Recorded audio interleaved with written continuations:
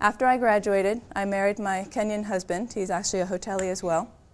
And because of his contacts back in Kenya, we had the opportunity to take over an old hotel. It was a hotel owner. He was actually a lawyer. He didn't want the hotel anymore. And he said, you guys have 2 years. You turn this place around and it's yours. So we said, okay.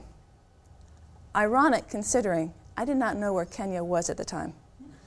Okay, I literally had to go back and look at an atlas. We didn't have Google back then. I had to look at an atlas and see, is this West Africa or East Africa? Okay, I was clueless.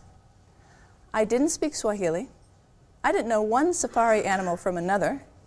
I didn't know an African culture, let alone the British culture of my future guests, let alone the Muslim culture of where I was going to be working. And I had never run a hotel before. Didn't matter to me. I was 25. I was sure I had all the answers. And I was sure that I was going to pull it off. So I gave it a try. I was the GM of this hotel.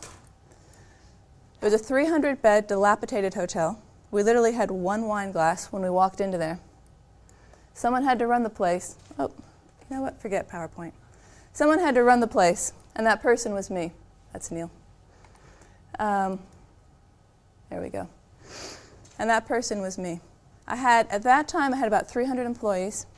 I had 12 department heads, all of them male, Muslim, Africans. Did not take too well to a female American 25-year-old. And I was the one who thought I had all the answers. I would say probably the best educated there had 8th grade education. And this was my team to turn this place around. It's okay, didn't matter to me. I went in there and I told them what to do. I had no clue. I didn't know what anything was of the different cultures, and I told them what to do. And it was a nightmare.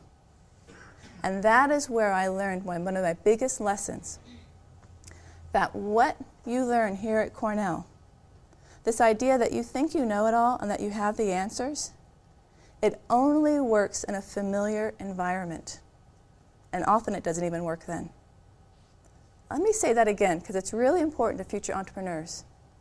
If you walk into somewhere thinking you have all the answers and you know how to do something, it's only going to work if you're in an environment that you've been in before.